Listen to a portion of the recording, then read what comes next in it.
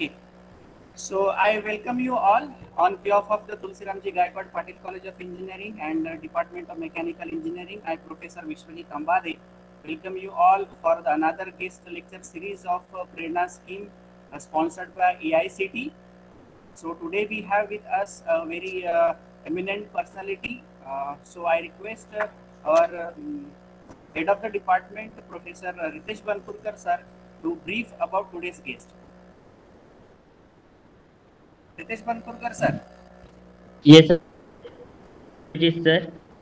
Good afternoon, sir. On behalf of entire Mechanical Engineering Department, I, Ritesh Banpurkar, Head of Mechanical Engineering Department, welcome you for the today's guest lecture on this Prerna scheme. Dear student, today we have with us very eminent personality from the field of education, Dr. G.K. Avari sir. Sir has more than 30-year experience of teaching and research level. Sir also work as a AICT approved Margadarshak for NBA accreditation for the various college of India. Sir also in the as far as research is consideration, Sir has published more than 6 patent and 10 copyright. Sir also published more than 10 books in various publications all over the in our education field. Recently, Sir was working as a head of the department automobile in Government Polytechnic Nagpur. Sir has also worked as the principal of engineering college for the 10 years.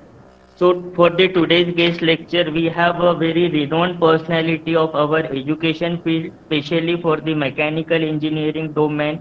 And as far as the research grant is concerned, Sir has fetched more than 1.14 crore grant from the various agencies like AICT, IST, and from the various government agencies.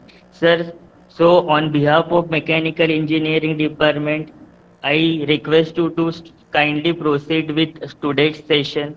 Thank you, sir. Thank you. Thank you very much, Ritesh, for the nice introduction. Okay. And the basically this is the Prerna scheme.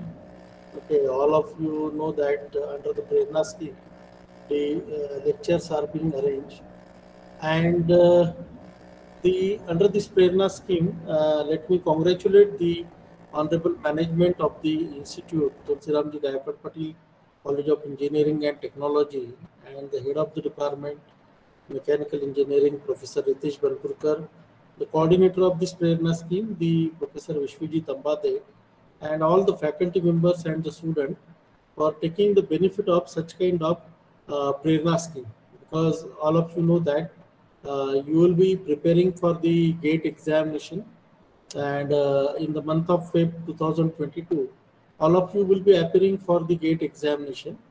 And in this case, some lectures are being arranged. Today's my topic of presentation is basically the fluid power or the fluid properties. So let me go to the presentation slide.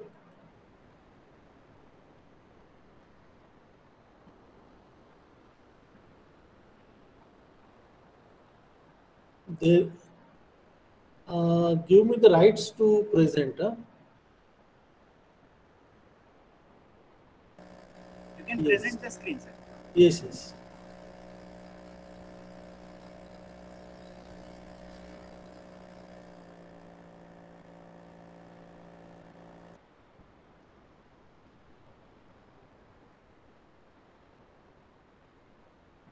So are you able to see my screen? Yes, sir. Screen is visible, sir. Okay. Slideshow is also there now. Yeah, yes, sir. Okay. So this is the AICT sponsored Prerna scheme. Under this scheme, today basically we are going to talk about the fluid properties and the fluid mechanics. Okay.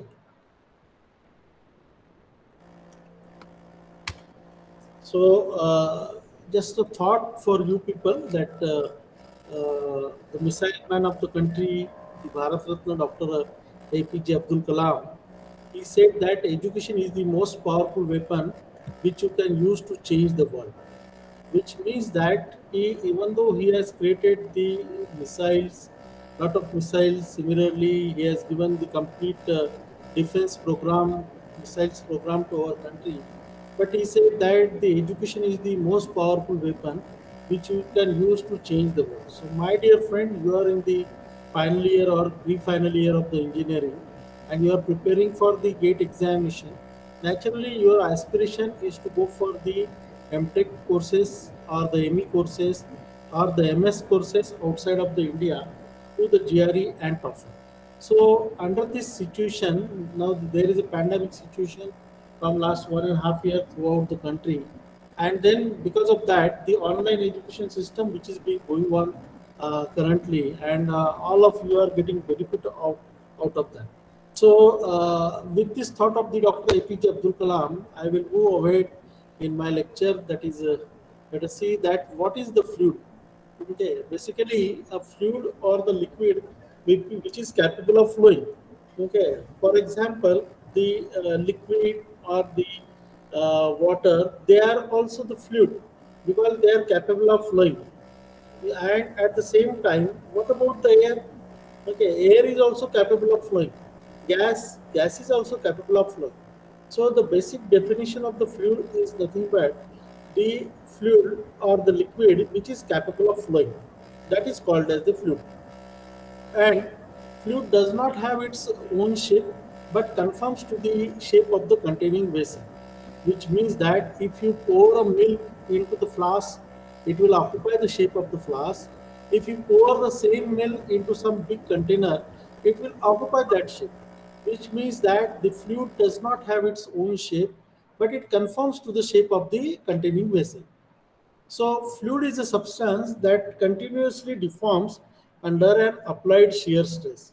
So the liquids like water, milk, air, or steam, these are all the fluids existing in the nature.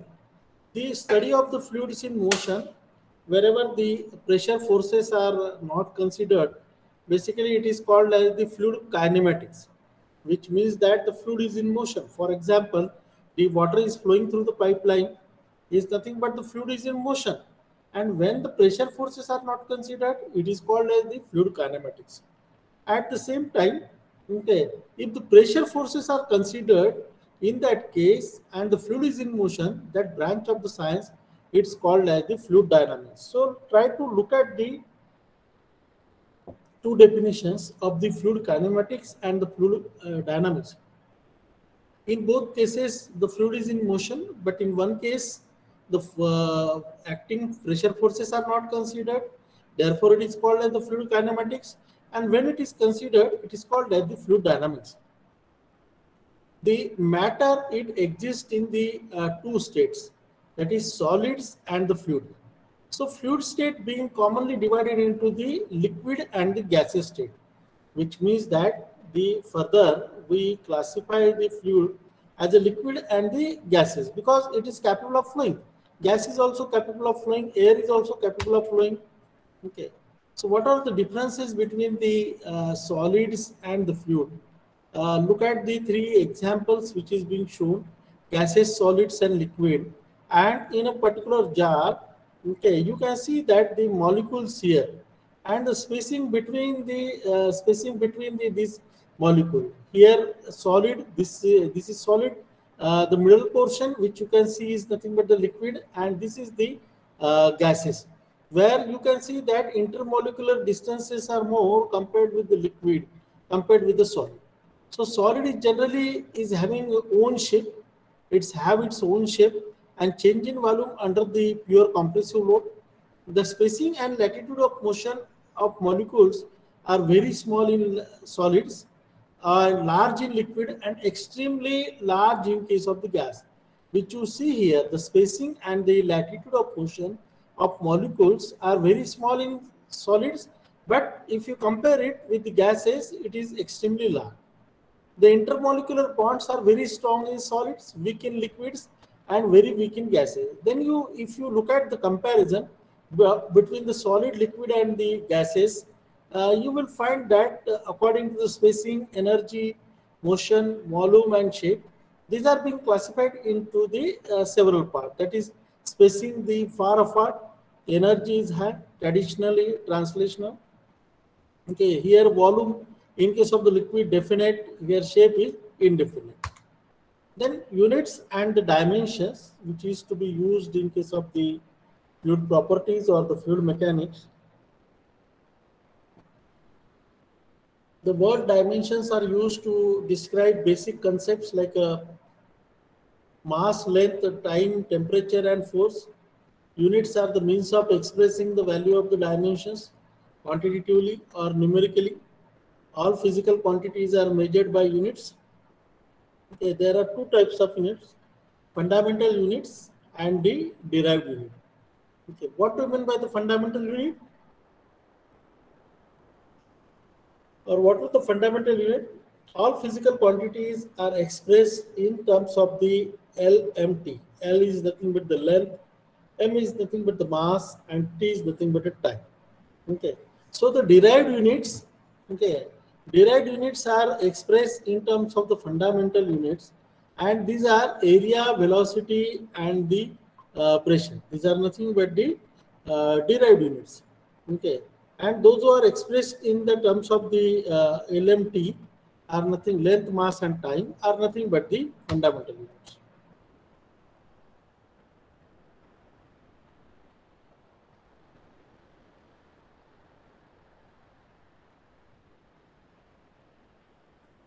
Then system of units, okay. CGS system,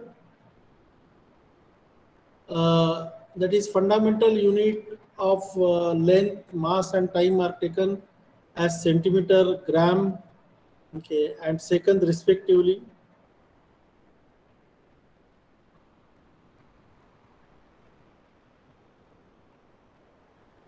In the FPS unit, the fundamental unit are nothing but the basically the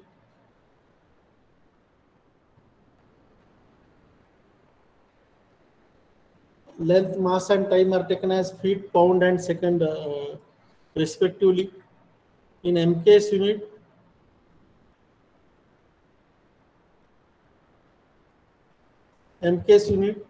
okay, in this system, the fundamental units of length, mass, and time are taken as meter, kilogram, and seconds respectively.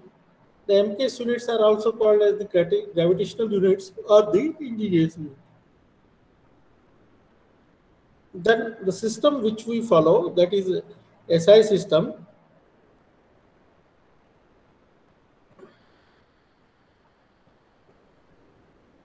In this system, the international system or the standard international units, 6 basic units are there, and the 2 supplementary units and the 27 derived units are there, which means that the SI system which you have followed, which you have already studied, it is consisting of the 6 basic unit, 2 supplementary units, and 27 derived units.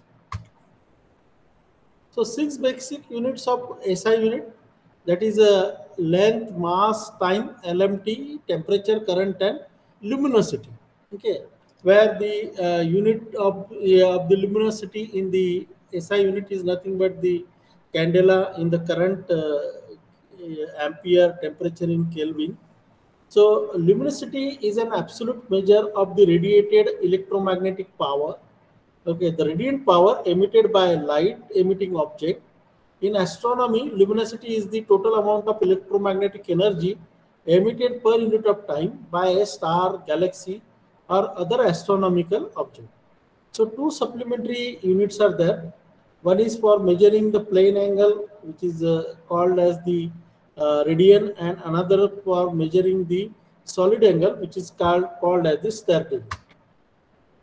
Now the derived units, so volume, area, velocity, discharge, acceleration, force, torque, momentum, then weight density, frequency. These are all the derived units, and their unit is also given. For example, volume is expressed in terms of the meter cube, area is expressed in meter square, okay, density is in kg per meter cube, okay, then the entropy is joule per Kelvin, okay, then thermal conductivity W by mk, kinematic viscosity meter square per second, like that.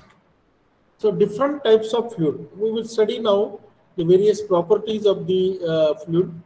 Okay, different types of the fluid. That is, five basic types of the fluids are there.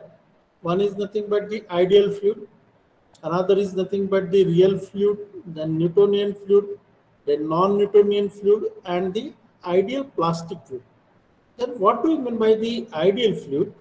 A fluid which is in compressed and have no viscosity falls in the category of ideal fluid, which means that the fluid which is in the compressed and have no viscosity, with zero viscosity is there, no viscosity is there, it is called as the ideal fluid.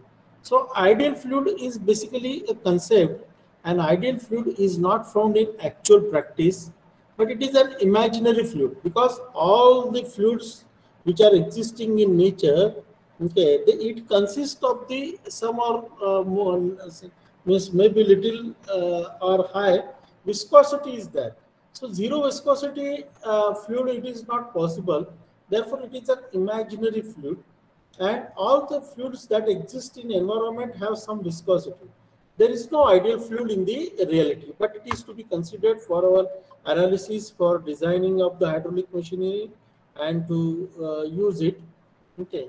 Then real fluid, a real fluid which has at least some viscosity is called as the real fluid. Means we can say that all the fluids which are existing in nature, they are the real fluid. Then Newtonian fluid, in a real fluid, okay, obeys the Newton's law of viscosity, that is shear stress is directly proportional to the shear strain, then it is known as the Newtonian fluid. Okay. So you know that the Newton's law of viscosity is there, and the Newton's law of viscosity, if it obeys, the fluid which is obeys the Newton's law of viscosity, that is shear stress is directly proportional to the shear strain, then it is to be called as the Newtonian fluid. So example of the Newtonian fluid, the water is there, kerosene is there. These are all the examples of the Newtonian fluid. Similarly, non-Newtonian fluid, if real fluid does not obey the Newton's law of viscosity, then it is called as the non-Newtonian fluid. For example, the paint, for example, the toothpaste.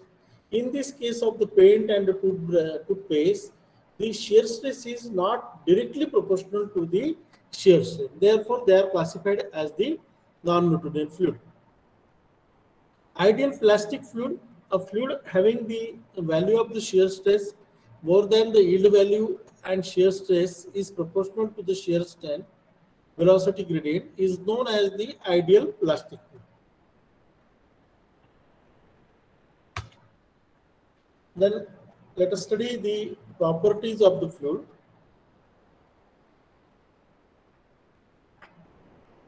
First property, that is density or the mass density. So density or the mass density of a fluid is defined as the ratio of the mass of a fluid to its volume. So mass per unit of volume is called as the density of the fluid. So rho is equal to mass of fluid divided by the volume of the fluid. So rho is equal to mv, and its unit will be density unit will be kg per meter cube. So as the temperature increases with the density decrease, and pressure increases with the density decrease. So to estimate the density from the characteristics gas equation, PV is equal to MRT. You are aware that the R is nothing but 287 joule per kg Kelvin, okay, or 0.287 joule kg kilojoule per kg.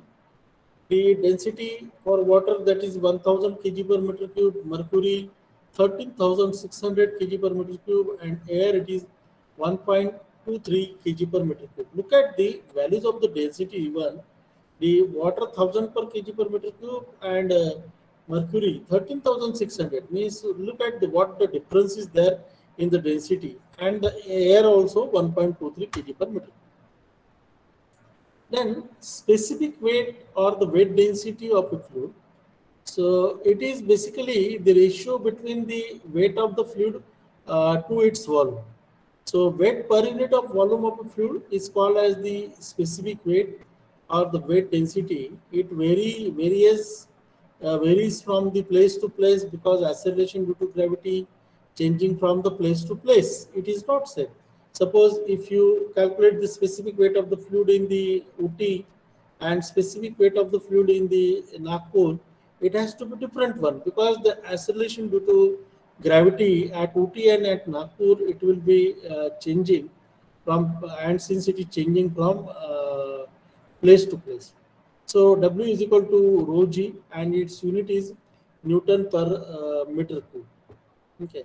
So for water, 9810 Newton per meter cube, mercury 13,000, 1,32,943. Okay, air it is 12.07 Newton per meter. Then specific volume of a fluid is defined as the volume of a fluid occupied by unit mass or volume per unit mass of a fluid. So it is nothing but the 1 by rho, that is the unit will be, unit of the specific volume will be meter cube per kg. Specific gravity or the relative density. Specific gravity is defined as the ratio of the density of a fluid to density of a standard fluid. Okay, S is the density of the fluid and specific gravity of mercury is 30.6. Then viscosity, one of the important parameter, one of the important property in case of the fluid mechanics. Okay, viscosity is the property of a fluid due to cohesion and interaction between the molecules, which offer resistance to the shear deformation. So different fluids deform at different rates under the same shear stress. So fluid with a high viscosity, such as syrup is there, deforms more slowly than the fluid with a low viscosity, such as water. So if you look at the water, okay, it is having the less viscosity. If you look at the grease or the syrup, they are the highly viscous fluid. So shear stress is given by tau is equal to mu into du by dy. Then viscosity is basically defined as the property of a fluid which offers resistance to the movement of one layer of fluid over adjacent layer of the fluid. Okay. So here in this case, that is U, that is U plus del U.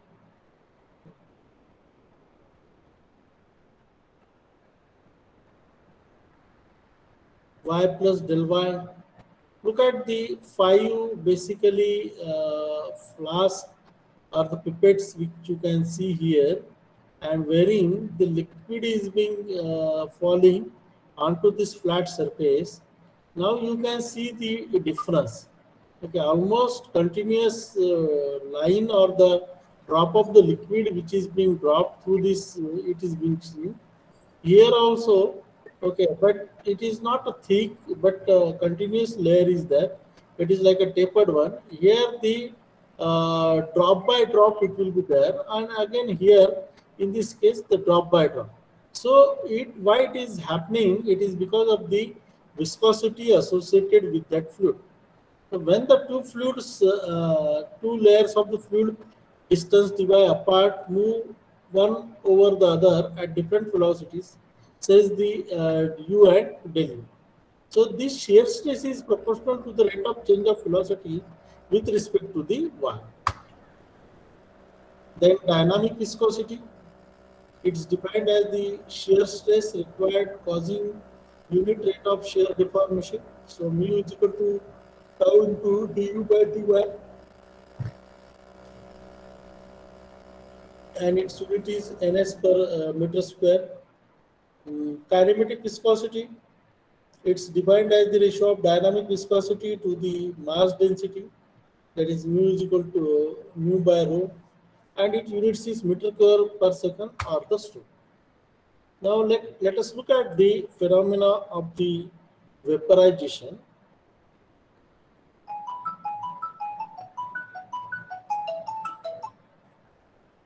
Hello.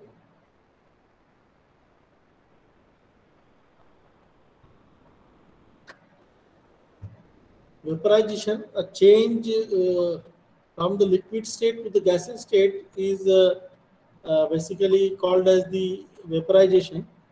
Okay. So vapor pressure is defined as the pressure exerted by a vapor in thermodynamic equilibrium with its condensed phases at a given temperature in a closed system. So liquid is having the associated vapor pressure. So water vapor pressure for certain conditions, that is 2337 Newton per meter square.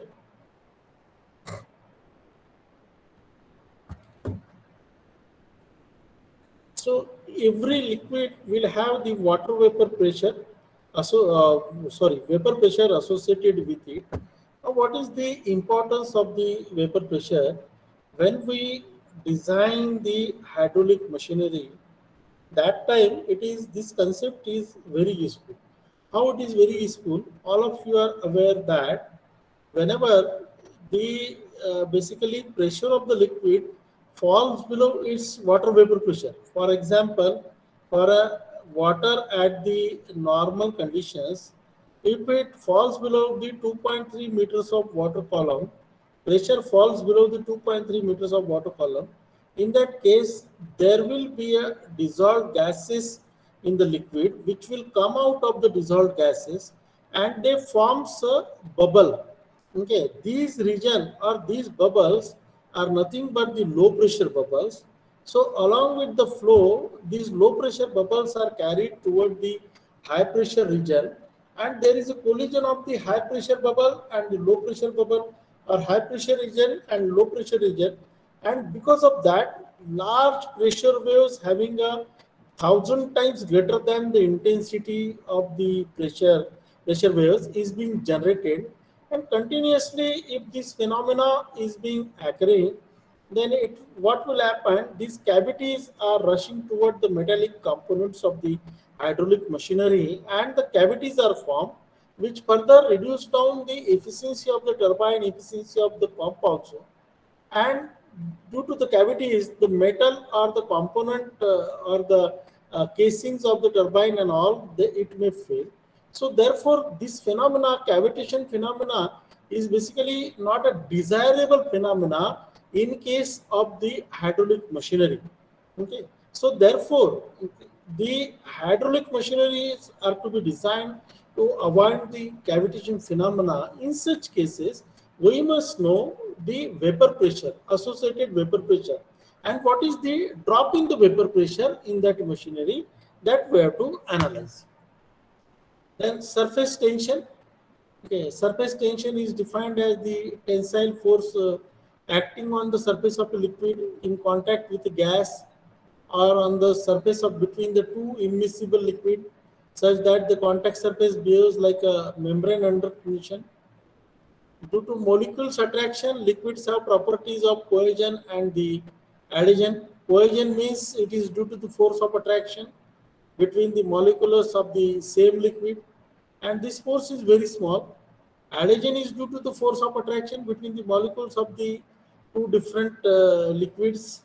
Okay, the molecules of the liquids and the molecules of the solid surface.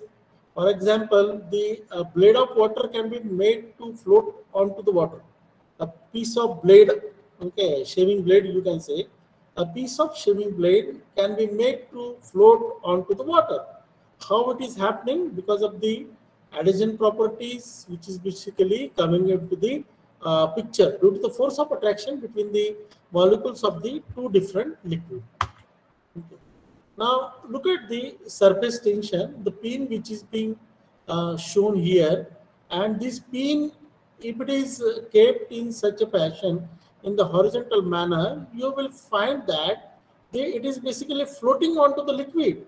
Okay, glass is containing the liquid, but the pin it is being floating. If you dip it, if you insert the same pin in the vertical direction, then in that case it may go down to the bottom part of the glass. But now in this case it is being floated. So they look at this one, look at this figure, that is force F exerted onto the interior of the medium, cohesive forces to neighboring molecule, missing cohesive forces to neighboring molecules. Bulk modulus. So if it is defined as the ratio of change in pressure to the rate of change of volume, okay, which is called as the bulk modulus of the material. Okay. So bulk modulus K is nothing but the change in pressure divided by the volumetric strain. Okay. Here the K is equal to minus dP, okay, divided by dV by V. Okay. Volumetric strain in the is the change in volume divided by the original volume, and the negative sign here it indicates the volume decreases as the pressure increases. The typical values of the bulk modulus for the water, it is K is equal to 2.05 into 10 to the power of 9 Newton per meter square. And for oil, it is 1.62 into 10 to the power of 9 Newton per meter square for the oil. Then the factor of the compressibility. So compressibility of the fluid is the reduction of the volume of the fluid due to an external pressure acting on it. And compressible fluid will reduce the change in volume in the presence of the external pressure. So compressibility is basically the reciprocal of the bulk modulus of the elasticity. Okay. And it is represented by the K, which is defined as the ratio of the compressive stress to the volumetric stress. So compressibility is given by 1 by K, and its unit is Newton per meter square. So in nature, all the fluids are compressible. Gases are highly compressible, but liquids are not highly compressible. Capillary action. Okay, capillarity is defined as the phenomena of rise or fall of a liquid surface relative to the adjacent general layer of liquid in a small tube when the tube is held vertically in the liquid. So capillarity occurs because of intermolecular forces between the liquid and the surrounding solid surface, and due to pressure of cohesion and adhesion which cause the liquid work against gravity. So it is expressed in terms of the centimeter or the mm of the liquid. And the value of capillarity, it depends upon the specific weight of the liquid, diameter of the tube, and surface tension of the liquid. Now look at the phenomena of the capillary rise. If you can see the one picture where the here the it is inserted, which means cylindrical funnel is being inserted. Okay, tube is being inserted into the water, and you can see that this is the capillary height which is being attained, h, and this is the angle made because surface is not clearly horizontal. The curve is there due to the viscosity or capillary rise, and here the angle made is nothing but the theta. So if the glass is inserted vertically in a liquid, say water, okay, the liquid will rise in the tube above the level of the liquid surface, is known as the capillary rise. So what you can see that this is the surface of the liquid in the original position, but when we try to insert this tube in a vertical direction, what will happen? This water will rise into the tube, and it attains certain height. That is nothing but the your h, that is the height of the capillary. So sigma is nothing but the surface tension of liquid. Theta, that is the angle of contact between the liquid and the glass tube. So the width of the liquid of height h in the tube is to be calculated as the area of the tube multiplied by height multiplied by rho g. So it comes out to be pi by 4 d square into h into rho into g, which is to be considered as the equation number 1. Equation number 2, that is vertical component of the surface tensile force. So sigma multiplied by circumference multiplied by cos theta. So sigma pi d cos of theta. If you equate this equation 1 and the equation 2, left hand side is equal to right hand side, then what will happen? You will find that the h is equal to 4 sigma cos of theta divided by 4 gd. So this is the equation for a capillary rise, to calculate the capillary rise, which is given as h is equal to 4 sigma cos of theta divided by rho into g into d. Then the capillary depression, consider the case exactly opposite to the capillary rise. Okay. If the glass tube is dipped vertically in a liquid, says mercury. Now look at the differences, density differences. In case of the water, the 1000 kg per meter cube is there. In case of the mercury, 13,600 kg per meter cube. That much density is there. So lot of density difference is there. So if you pick up the glass tube and try to immerse it or try to put it vertically downward in the liquid, okay, so level of mercury in the tube will be lower than the general level of the outside level, which means that inside this tube here, okay, level is less, and here the level it is being more. So again, calculating the first one, that is due to the surface tension acting in the down and the direction, downward direction, and equal to sigma pi d cos of theta. And the second force is due to the hydrostatic force acting upward and is equal to the intensity of pressure at the depth of h into a, that is p into pi by 4 rho d square. Yeah, and then equating these two equation, equation number 1 and the equation number 2, finally we get the equation that h is equal to 4 sigma cos of theta divided by rho g and d. So this is regarding the capillary diffraction.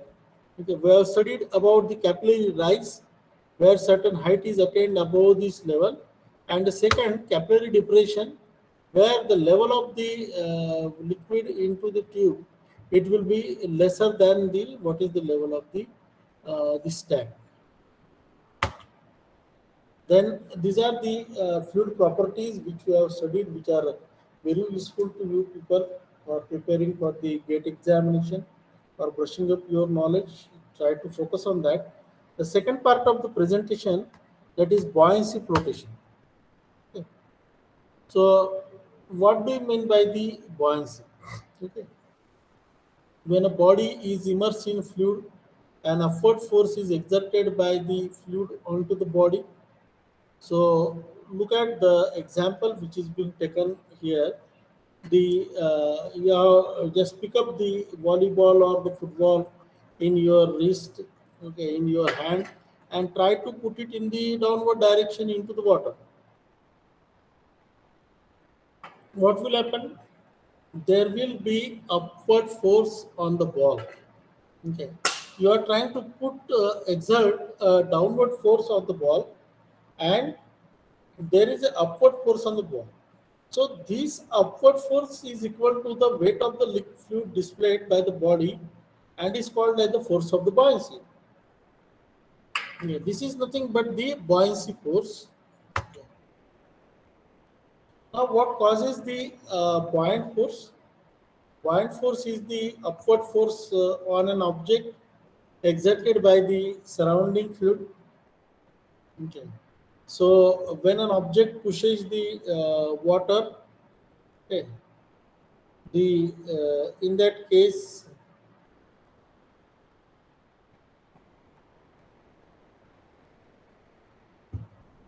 The water pushes back as much as force as it can.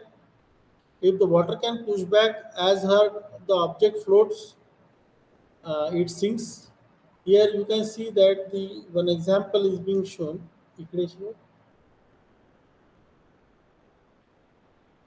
Uh, One block is being shown here. Due to the weight, now it is resting on the ground at the bottom part of the water surface, and the here the buoyant force is there. Now here the weight is acting in the downward direction in this case of the ship, but buoyant force is basically acting in the upward direction. Okay, which allows the boat to sink. So buoyant forces acting on buoyancy, that is a buoyant force is caused by the difference between the pressure at the top of the object, that is gravitational force, which pushes it downward, and the pressure at the bottom, that is buoyant force, which pushes it upward. So buoyant force is being caused by the this one. Since the pressure at the bottom is always greater than at the top, every object submerged in a fluid feels an upward buoyant force.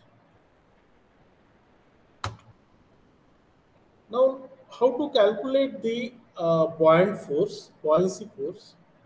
The example which is being taken here is nothing but the person which is weighing the 250 Newton while swimming in the Dead Sea. Okay, it is a Dead Sea. When outside of the water, they weigh 600 Newton. What is the buoyant force acting on them? Will they sink or float? पानी पानी supply. So buoyant force is equal to the weight of the distillate fluid. So buoyant force is equal to W air minus W water. So in this case of the example which is being taken, a person is trying to swim in the Dead Sea, which is having the 250 Newton weight. Okay, when outside of the water, they weigh 600 Newton. What is the buoyant force acting on them, and will they sink or float? Okay, let us calculate the buoyant force. Buoyant force is nothing but W air minus W water, that is 600 minus 250 is equal to 350. So 350 Newton is there. So person will float because their weight in the water is less than the buoyant force. So the person will float. So likewise, decision has to be taken. Then why do things float? Why basically the things float? Things float if they are less dense than the fluid they are in. Okay, this is the one reason that why they float. Second, things float if they weight less than the buoyant force pushing up on them. Okay, then also they will float. Or the things float if they are shaped so their weight is spread out. Okay, look at the three cases which we have seen now. Okay, when the object will float, when do the things it is floating? Then a ship made of iron float while an iron needle sinks. Okay, so here the right hand side you can see that the glass is there, glass of water, and the needle is there, iron nail is there. So in case of iron nail, which is compact, the weight of the water displayed by it is much less than the weight, its own weight. Hence it is sink. Okay, hence that needle will sink. But in case of the ship, which is hollow from within, okay, the weight of the water displayed by the ship is more than the weight of the ship, hence it floats. So try to understand the basic reason. The weight of the water displayed by the ship is more than the weight of the ship, hence it is being floating. So example is being also shown here, displayed water. Now three cases. Okay, that is density, lowest mass, lowest density floats, low mass, low density, neutral, and high mass, high density it sinks. Then taking ahead into the fluid properties, we will see the center of the buoyancy. So the buoyancy, center of the buoyancy means the point through which the force of buoyancy is supposed to act is known as the center of the buoyancy. So here you can see that the object which is being immersed into the liquid and its underwater volume is being shown by the dashed line, and one point you can see which is nothing but the buoyancy point or center of buoyancy. Now the concepts of the meta center which is being used in the ship model.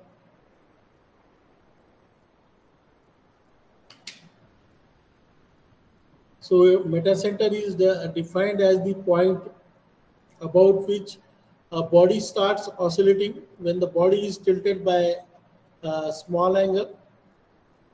So it is the point at which the line of action of the force of buoyancy will meet the normal axis of the body when the body is given a small angular displacement. So this is the metacentric height, okay, between M and G.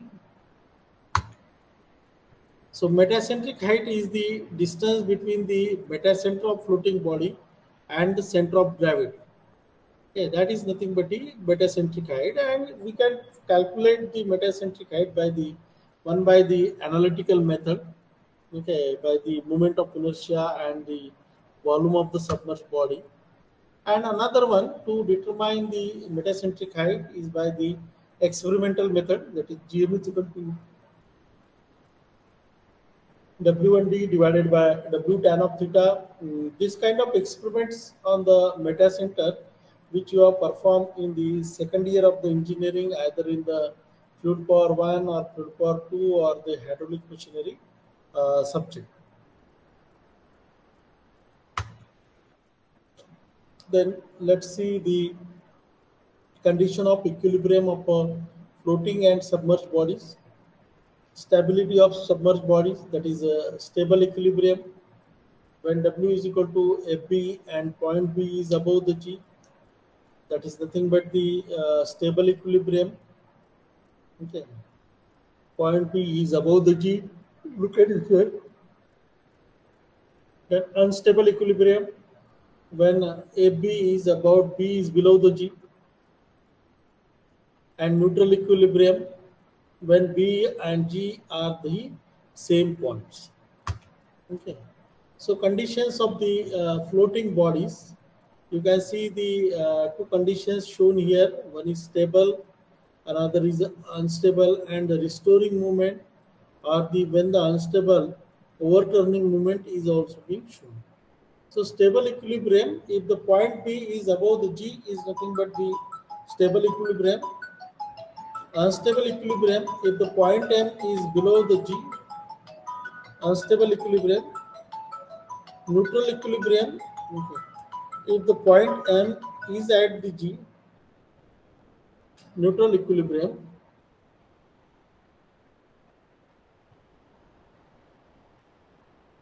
So neutral equilibrium means if point M is at the G.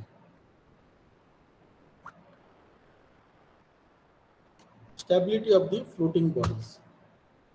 Then condition of equilibrium of floating and submerged bodies. Positive buoyancy, that is buoyant force is greater than weight to the object float. Then neutral buoyancy, buoyant force is equal to the weight so that the object flows. Buoyant force is equal to the weight so that the object is suspended in the fluid. Hello, sir. Sir. Okay. बरोबर. बरोबर. मी 4 वाजता करू मी call. माझं lecture संपलं. हां, ठीक आहे. So positive buoyancy, that is buoyant force is greater than the weight, so the object it is being floating. Then neutral buoyancy, that is buoyant force is equal to the weight, so the object is suspended in the fluid. And negative buoyancy, that is buoyant force is less than the weight, so the object sinks.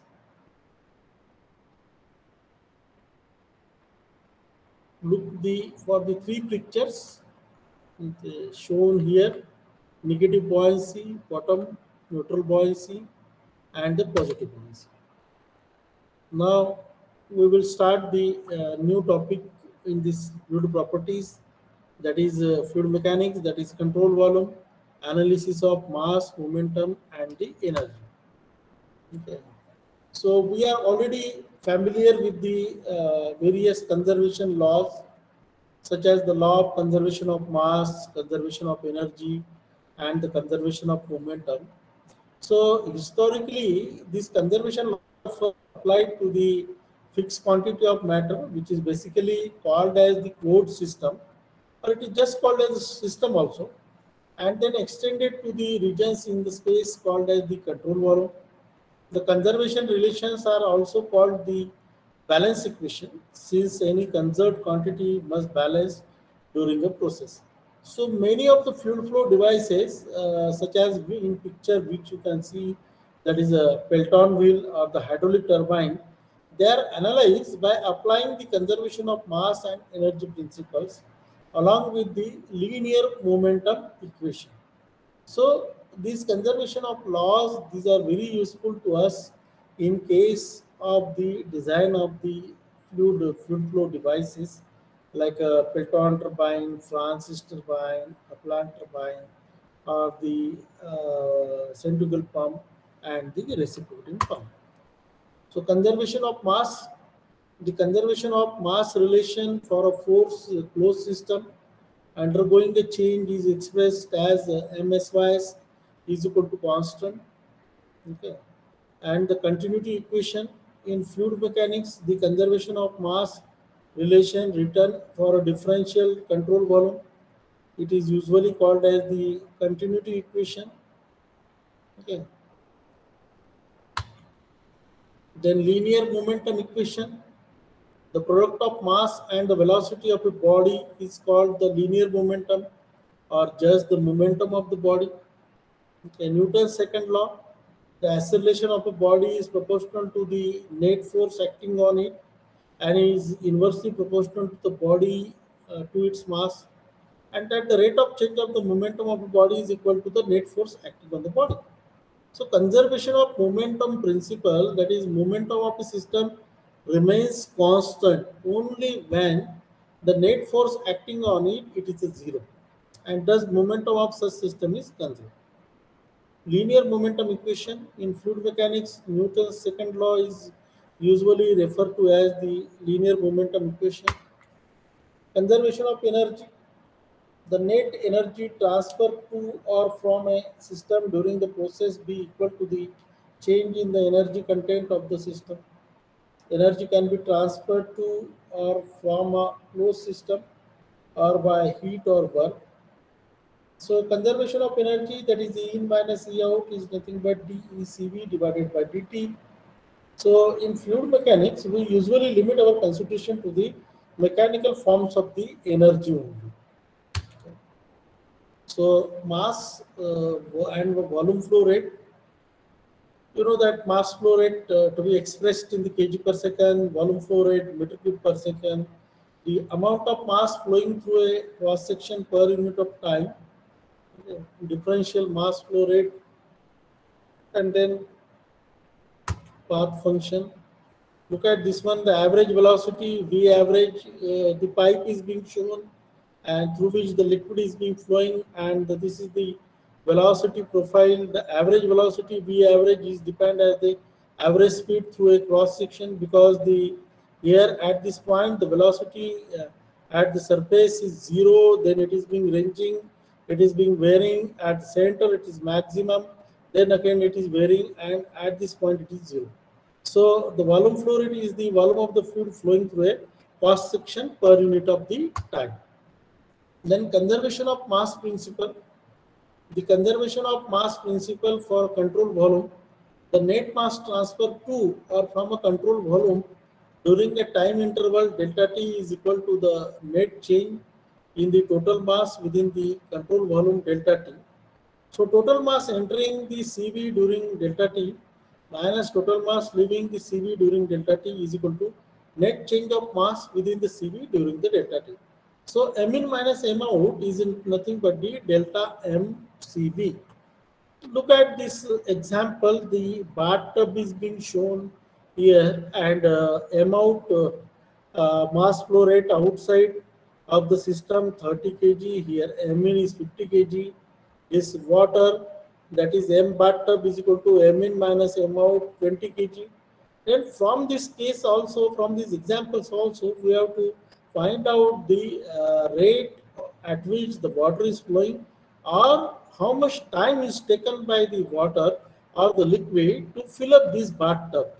Okay, even though the outgoing is there, incoming is there with a different rate, how much time is being required to fill up this bathtub? You know that the famous actress Sri Devi, that what kind of accident has happened with her in the Dubai, okay, when she was in the bathtub, and there may some other applications, some other reasons of the conservation of mass principle, wherein you need to calculate the delta MC. So conservation of mass principle for an ordinary bathtub. So the mechanical energy and the efficiency associated, or in case of the fluid mechanics, the mechanical energy, the form of energy that can be converted to mechanical work completely and directly by an ideal mechanical device such as ideal turbine. So mechanical energy of a flowing fluid per unit of mass E mechanical is equal to E by rho plus V square by 2 plus GZ. Okay, we are going to see in details when we study the Bernoulli's equation or the Bernoulli's theorem. But by that time, try to understand that P by rho is nothing but the flow energy, V square by 2 is nothing but the kinetic energy, and Gz is nothing but the energy due to datum or the potential energy. So mechanical energy change, that is delta E mechanical, is equal to P2 minus P1 divided by rho plus V2 square minus V1 square divided by 2 plus G in bracket Z2 minus Z1. The mechanical energy of a fluid does not change during flow if its pressure, density and velocity and elevation remains constant. In the absence of any irreversible losses, the mechanical energy change represents the mechanical work supplied to the fluid. Then shaft work. Okay. The transfer of mechanical energy is usually accomplished by a rotating shaft, because you know that in case of the Hadal power station, the hydraulic energy is being converted into the mechanical energy by means of the turbine, because turbine starts rotating. Naturally, we are getting a shaft work over there, mechanical energy, and further the shaft of this turbine is coupled with the generator, and then the mechanical energy is getting converted into the electric energy. So the shaft work is nothing but the transfer of mechanical energy is usually accomplished by rotating the shaft. Thus mechanical work is often referred to as the shaft work also. A pump or fan receives the shaft work, because when we are running the fan or when we are running the pump, because it is a work absorbing device, it needs the electric motor or the engine to run the shaft. So basically it receives the shaft work usually from an electric motor and transfer it to the fluid as a mechanical energy. Okay. A turbine convert the mechanical energy of the fluid into the shaft work. Okay, and however, pump is a reciprocal of the turbine. So mechanical efficiency is given as the mechanical energy output divided by the mechanical energy input. So E make out divided by E make in.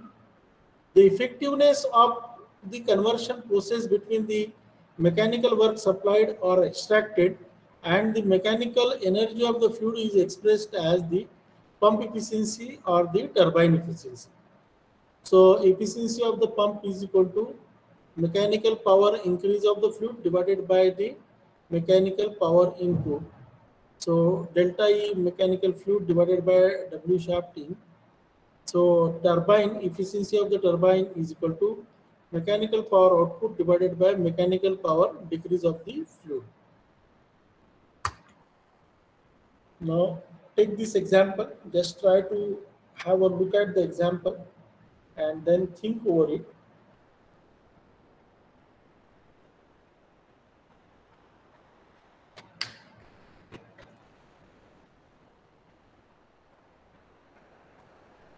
So think on this one. The mechanical efficiency of a fan is the ratio of the kinetic energy of the air at the fan exit to the mechanical power input. So in this case, you are seeing the 2 points, point number 1 and the point number 2. Okay. Fan is rotating with the speed of the 50 watt. Okay, and M out basically mass flow rate of the air which is coming out of the fan is nothing but the 0.506 kg per second. Here the V1, that is velocity, is 0, V2, that is 12.1 meter per second, Z1 is equal to Z2, P1 is equal to atmospheric pressure, and P2 is equal to P atom. So the mechanical efficiency is nothing but E delta E mechanical divided by W shaft in. So it is to be calculated as, okay, by putting the values here, 0.741, 74.1% mechanical efficiency of a fan. Okay. Similarly, another example you are able to see. Try to look at this example and then we will again try to solve this problem. Just see this example.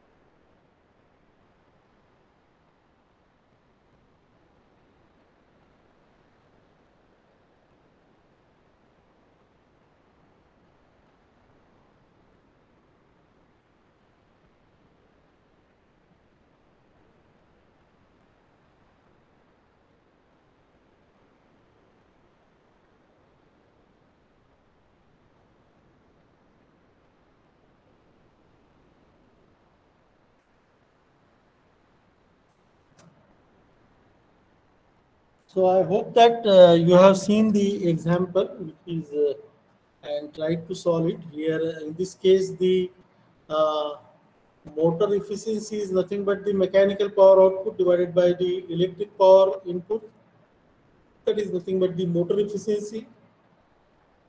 The generator efficiency is nothing but the uh, electric motor output divided by the mechanical power input, generator efficiency. Then efficiency of the pump and motor is nothing but the efficiency of pump, equation of efficiency of pump multiplied by the equation of efficiency of motor. That is pump, motor overall efficiency. Turbine, generator overall efficiency. So overall efficiency of a turbine and generator is the product of the efficiency of turbine and the efficiency of the generator and represent the fraction of the mechanical energy of the fluid converted to the electric energy. Okay.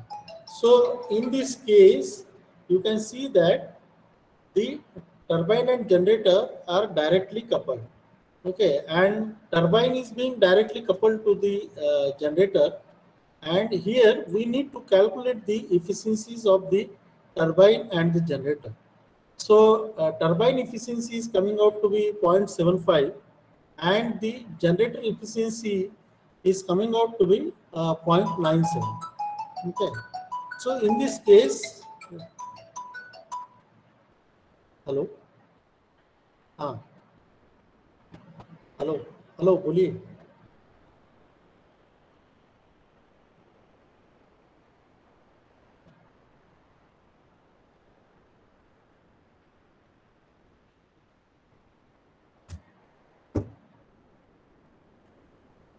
So efficiency of the turbine and generator, that is for the turbine efficiency is 0.75, for a generator 0.97. Okay, so in this case the hydraulic energy is getting converted into the mechanical energy. In case of the turbine, then in the generator, this mechanical energy or the shaft work is being converted into the electrical energy. So the overall efficiency of the turbine and generator set is nothing but the efficiency of turbine and generator, that is 0.75 into 0.97. It comes out to be 0.73. So likewise we need to calculate. Now we will move to the fourth section of my today's presentation on the fluid properties, that is differential equation of continuity and the momentum. So mass conservation, that is a differential continuity equation. So to derive the differential continuity equation, the very small element which is shown in the figure is needed. It is a small control volume into and from which the fluid flows. It is shown in the xy plane with a depth of the dz. Okay, let us assume that the flow is only in the xy plane, and so that no fluid flows in the z direction.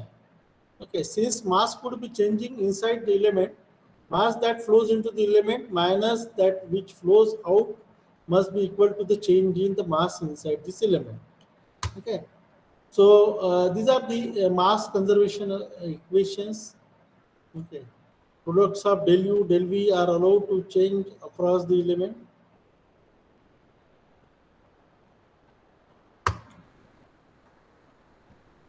Differentiate the products and include the variation in the z direction. Del rho by del T. Okay. Then differential continuity equation, which is often written as the vector operator, that is del by del x I plus del by del y j plus del by del z k. And then the continuity equation, finally it takes the form like d rho by dt plus rho v, and the vector operator is equal to the 0. So for an incompressible flow, the density of the fluid particles remains constant as it travels to a flow field. The Navier-Stokes equation, that is conservation of momentum equation. Stresses exist on the faces of a small element which is to be considered. So that there are 6 stress components that must be related to the pressure and velocity component. Such as the relationships are called the constitutive equations. Then apply the Newton's second law to these elements which are shown in the figure, assuming no shear stresses acting in the z direction, and add that gravity acts in the z direction only.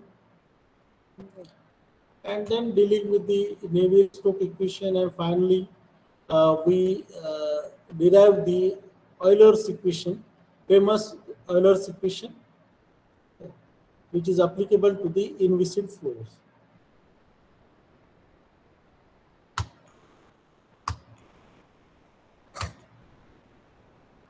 So Navier-Stokes equation can be rewritten as this form.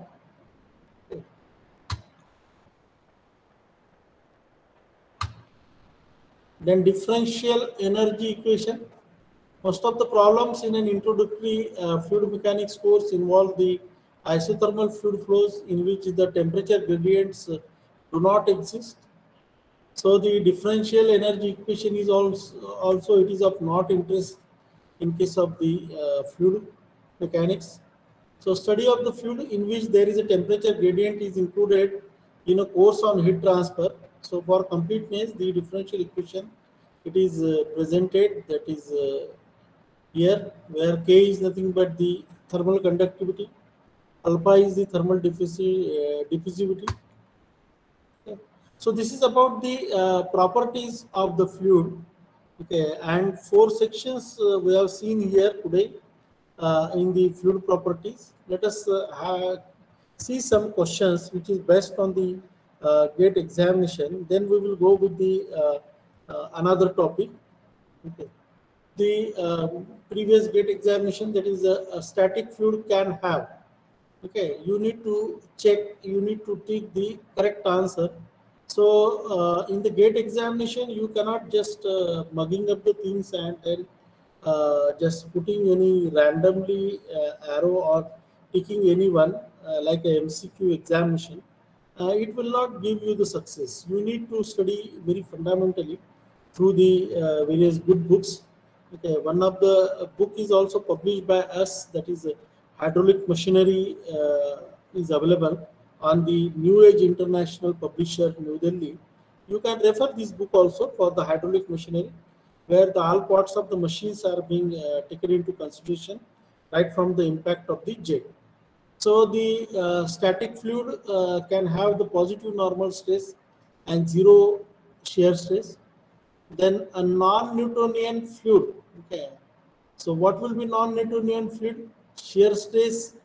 What is the Newtonian fluid? Shear stress is proportional to the shear strain, which means it obeys the Newton's law of viscosity. If it does not obey the Newton's law of viscosity, that is shear stress is not directly proportional to the shear strain, it is called as the non-Newtonian fluid. So the answer is correct here. The SI unit of the kinematic viscosity, that is a meter per second, meter square per second. The dimensions of the surface tension, LMT we have studied, that is mt to the power of -2. The dimensions of the surface tension, you can look at this one and correct the check the correct answer. So joule per meter cube. Kinematic viscosity of air at 20 degrees centigrade is to be given by 1.6 into 10 to the power of -5 meter per second.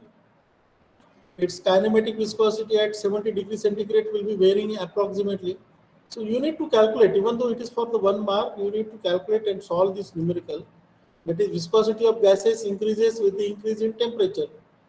Okay, so mu is equal to proportional to the root T, where V is equal to mu by rho. And finally, V2 is coming out to be kinematic viscosity, okay, is 2.02 into 10 to the power of -5 meter per second. So option A is correct. For a floating body, buoyant force acts at the, where it acts? Centroid of the displayed fluid. Four conditions are given, that is whether it acts on the centroid of the floating body, center of gravity, centroid of the fluid vertically below the body, or the centroid of the displayed fluid.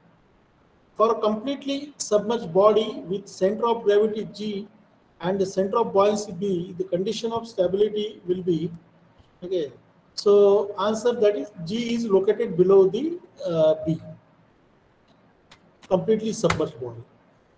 Then for the stability of a floating body under the influence of gravity alone, which of the following is true? That is whether the metacenter should be below the center of gravity, metacenter should be above the center of gravity, metacenter and center of gravity must lie on the same horizontal line. So answer B is correct here, that is metacenter should be above the center of gravity. Then for a certain two-dimensional incompressible flow, velocity field is given by 2xy, okay, minus y2j, 2xyi minus y2j. The streamlines for this flow are given by the family of the curves, okay, xy2 constant. So this is about the first part of my presentation. Okay, let me go to the second topic because time is remaining. Okay, so I will go click on my second topic.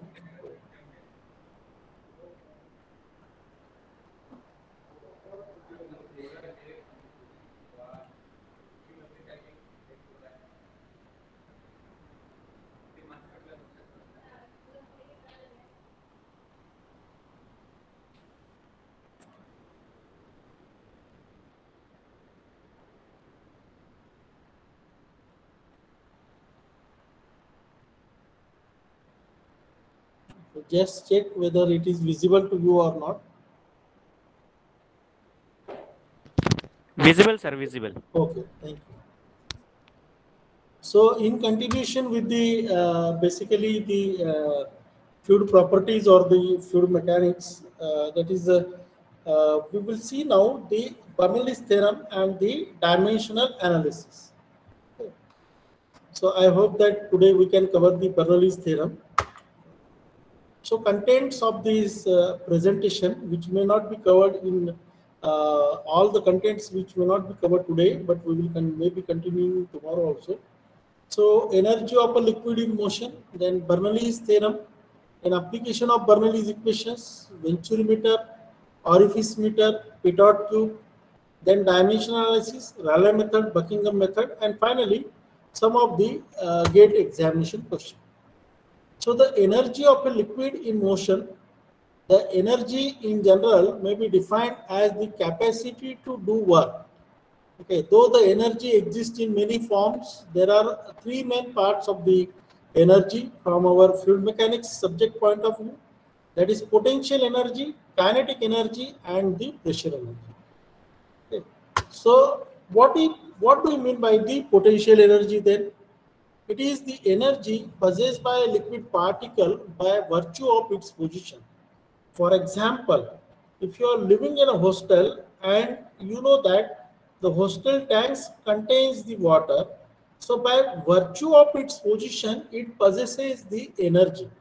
So if a liquid particle is z meter above the horizontal datum, which is being arbitrarily chosen, the potential energy of the particle will be z meter kilogram.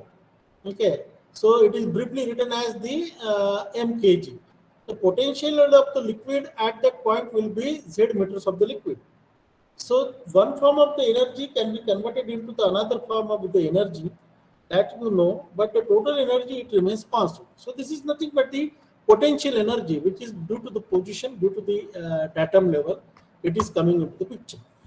Then the second part of the energy, that is kinetic energy of a liquid particle in motion. It is the energy possessed by a liquid particle by virtue of its motion or the velocity.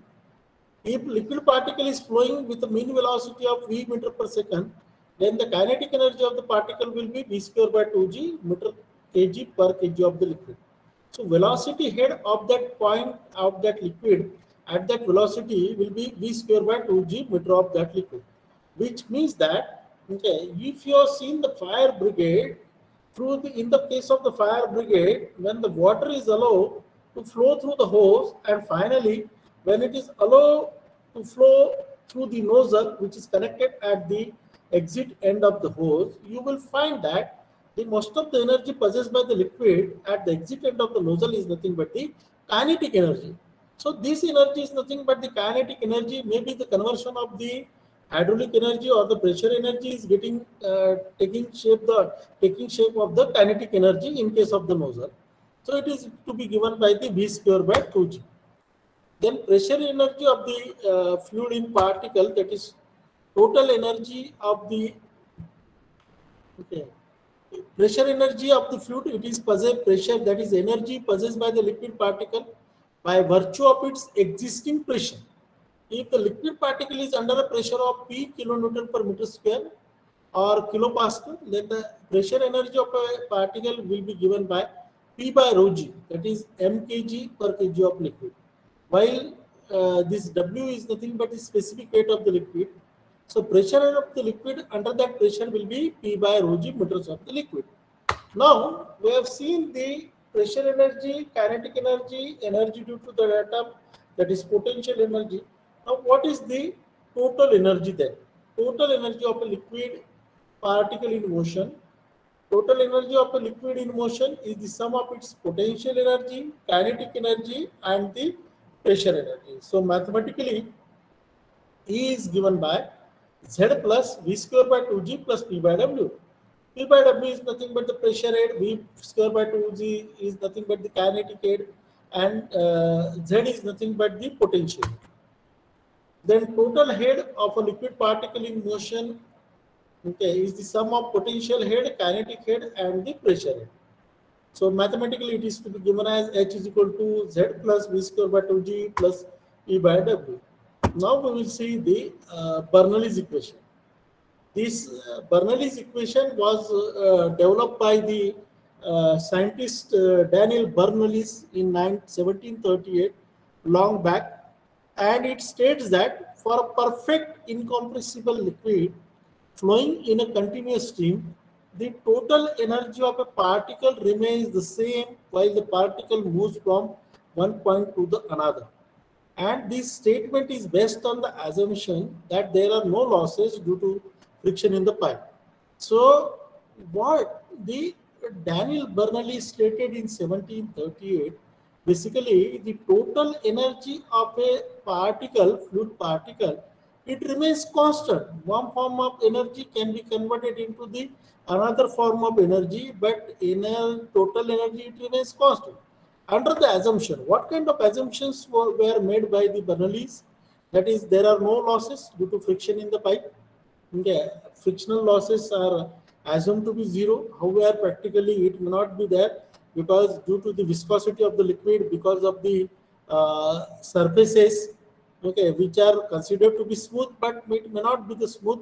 Therefore, there will be certain frictional losses whenever there is a flow of fluid to the through the pipes, through the bends, through the pipe fittings. So under the assumption that no work or heat interaction between a fluid element and the surrounding takes place, this is the assumption. The flow must be incompressible. Okay, if it is a compressible like a gases, okay, then Bernoulli's equation does not hold good. Okay, in case of the compressor where the air is compressed, gas is compressed, so Bernoulli's equation will not play. It will not be hold good in case of the compressor. Friction by viscous forces has to be negligible. Okay, then it is stated that it is constant. So if you consider this pipe or this conduct which is having a different shape at the exit point and the inlet point. Inlet point you can see that the diameter is less. Exit point you can see that the diameter is more.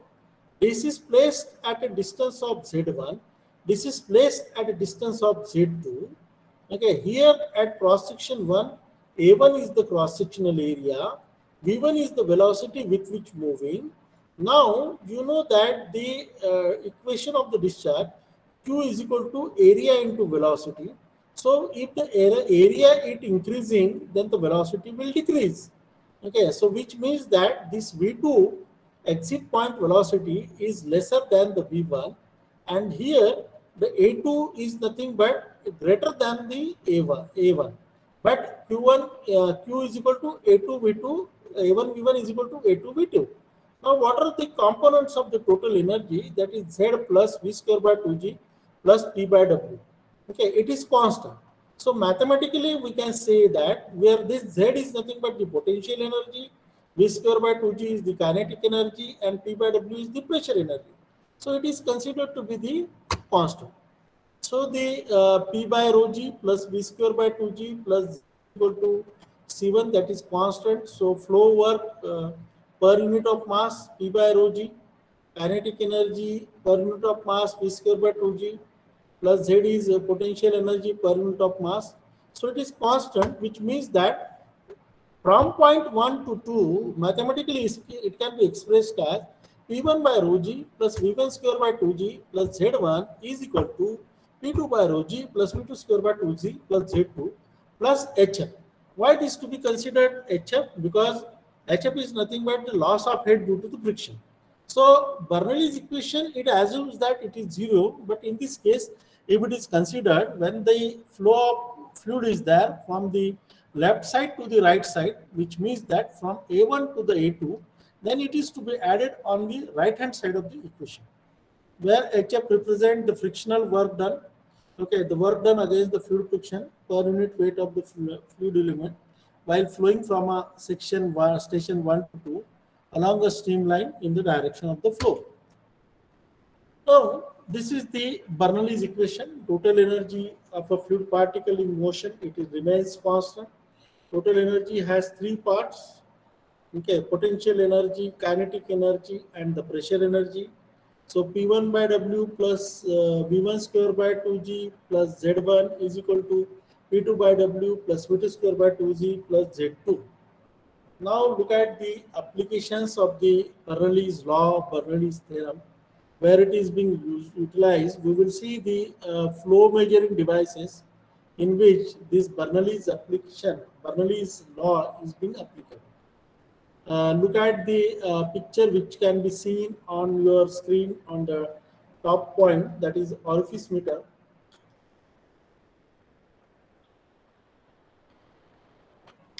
So in case of the orifice meter, the small disc is there having one aperture hole which is being placed inside the circular pipe, and then the two ends, okay, exit and the inlet end is connected to the U-tube manometer, whereas the below device, okay, bottom device which you can see is nothing but the venturimeter, where the inlet section is there, throat section is there, and then the divergent cone is there, converging cone, throat section, and the diverging cone is there.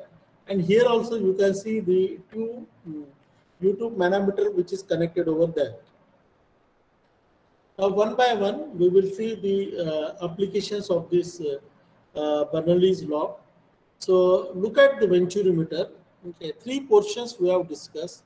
One is nothing but this is the flange on the left hand side, and here you can see that the basically the inlet section is there, and here the converging cone is there, then the throat section is there, and then diverging cone is there. Length of the diverging cone is more than that of the converging cone, or we can say that the angle difference is there between the diverging cone and the converging cone. So what is the use of the venturimeter? Venturimeter is a device which is used for the measurement of flow in a pipeline, and it is basically based on the principle of the Bernoulli's theorem. So it consists of the three parts, that is converging, short cylindrical throat, and the diverging cone. So the first portion which you are seeing on your screen is basically the converging cone. What is the function of this converging cone? The function of converging cone is to accelerate the flow and create a pressure difference between the inlet to the converging cone and the throat, which means that here in this part of the venturimeter, which is similar, this part is similar to that of the nozzle, where the area goes on reducing. In this case, the pressure difference is created, so pressure energy is converted into the kinetic energy. Okay, and this pressure difference, by connecting the U-tube manometer at the throat section and at the inlet section, we can measure this pressure difference. Further, this pressure difference is utilized to calculate the rate of flow of water or rate of flow of the liquid, and it can be easily connected into the circular pipeline. Okay, so the angle of diverging cone is usually it varies from 14 degrees to the 20 degrees. Then this is the short cylindrical section, which is also called as the throat section of a venturimeter. The function of the throat is to stabilize the flow and facilitate the provision of the pressure tapping.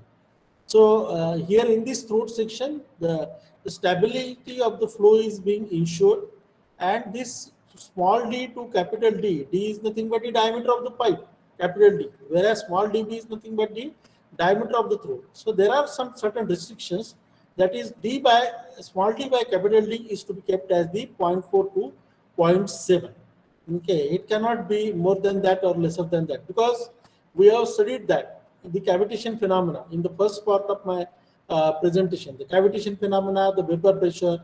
Okay, when the pressure of the liquid falls below its vapor pressure, the dissolved gases will come out of the liquid. It forms a low pressure bubble, low pressure region. When there is a formation of low pressure region, and when there is a collision of low pressure and high pressure region, the high pressure waves are generated, which ultimately goes toward the metallic parts of the that machinery, and then the cavities are formed, and this phenomenon is called as the cavitation, which is dangerous, which is not desirable from the efficiency of that fluid machinery.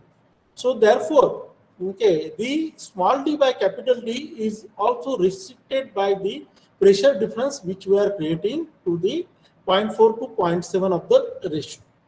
Okay. Then the diverging cone. In this diverging cone, the function of the diverging cone is to reduce the velocity and increase the pressure to its original value to the extent it is possible, practically possible. Which means that this venturimeter is to be used. Venturimeter is basically used as a flow measuring devices. So in that case, we have created a pressure difference for a liquid just to measure the pressure difference and calculate the rate of flow of water. But our aim was satisfied now. Now we need to retard this fluid in the diverging cone. So in this case, you can see that the angle of the diverging cone is 5 to 7 degree. However, in case of the converging cone, it is 14 to 20 degree. Why it is varying? Because here the fluid retardation is being taking place. So there are chances of energy losses. If you keep the same angle like a 14 to 60 degree, there are chances of the energy losses in this diverging cone of the venturimeter. So therefore, its angle of diverging cone is kept lesser than the converging cone. At its normal angle, it varies from 5 degrees to the 7 degrees. Okay, in case of the converging cone. So venturimeter, okay, this figure which you are able to see here, the one figure I hope you are able to see onto your screen. Okay.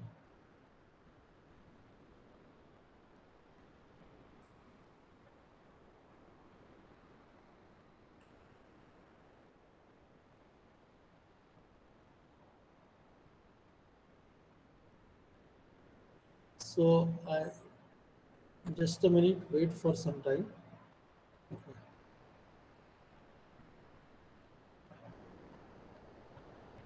Okay, so now you are able to see this picture better. So you can see that the incline, okay, venturimeter is being kept, is being given.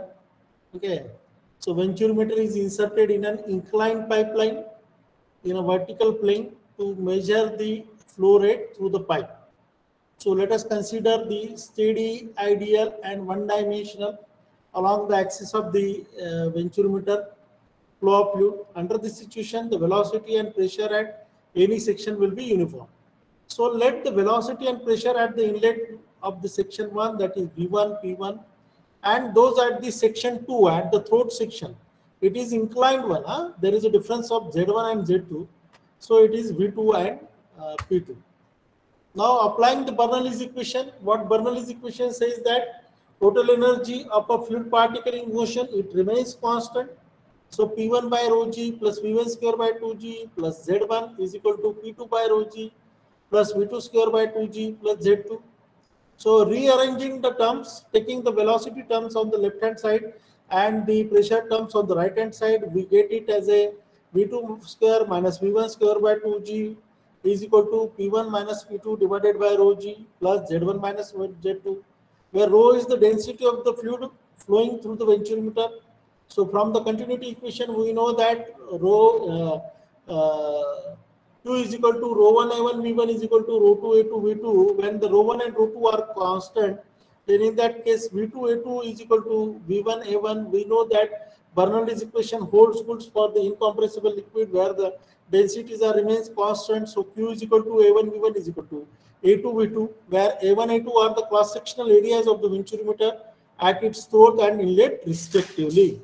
So with the help of this equation 1, this equation can be written as V2 is equal to 1 divided by root of 1 minus A2 square divided by A1 square into square root of 2g H1 minus H2. So H1 is nothing but P1 by rho g plus Z1 and H2 is nothing but P2 divided by rho 2 rho g plus Z2. Hence the volume flow rate of the pipe, okay, through the when the venturimeter is being placed in the pipeline, It is being given by Q is equal to A2V2 is equal to A2 divided by square root of 1 minus A2 square divided by A1 square into square root of 2G H1 minus H2. So this is the equation of discharge of flow through the venturimeter. Actual discharge can be calculated by multiplying the theoretical discharge with the coefficient of discharge, because uh, actual discharge will be greater than the theoretical discharge, and the CD of the venturimeter, that is Q actual divided by Q theoretical, which is called as the coefficient of discharge, it varies from 0.91 to 0.99 depending upon the condition of flow and the losses. Okay. What are the merits and the demerits of the venturimeter? Merits of the venturimeter: recovery of pressure is nearly to the original value. Loss of energy is minimum because we are creating a pressure difference in the venturimeter by means of converging cone, and by means of the diverging cone we are regaining it to its original value, and loss of energy loss is minimum. The demerits is it consists of the three components, three parts, like a converging cone, throat section, and a diverging cone. Therefore, its cost is high. It occupies the more space than the orifice meter because space is required lengthwise to accommodate these three parts of the venturimeter. And these are the merits and the demerits of the venturimeter. But the CD of the venturimeter, since it is very high compared with the orifice meter, that is 91 to 0.97, it is most of the time it is used in the hydraulic industry or the automobile industry for the measurement of the fluid flow. Yeah. Then uses and application, that is for calculating the flow rate of a fluid in a tube, setting the flow of gasoline in the irrigation system of a motor vehicle. Then in the field of medicine also, it has designed a venturimeter is used to measure the rate of flow of blood flow in the arteries. Even venturimeter can be designed, it can be fit into the arteries and through the veins. What is the blood flow? It can be measured. So these are the applications of the venturimeter. Okay. Before moving to the next topic, that is orifice meter, today we will stop here. Okay, and we will continue in the next class. Okay, if at all any queries are there, I will take up the queries now. Otherwise, okay, my email ID is also given, that is gkawri70@gmail.com, or you can call to me on my mobile number 9922966173. So thank you very much. Over to organizers. Thank you very much, sir. So it's a question answer session. So if there is any ask the question to the today's expert by unmuting themselves, or else they can put their question in the chat box also. So any question from the student side? You may ask if you have any doubt.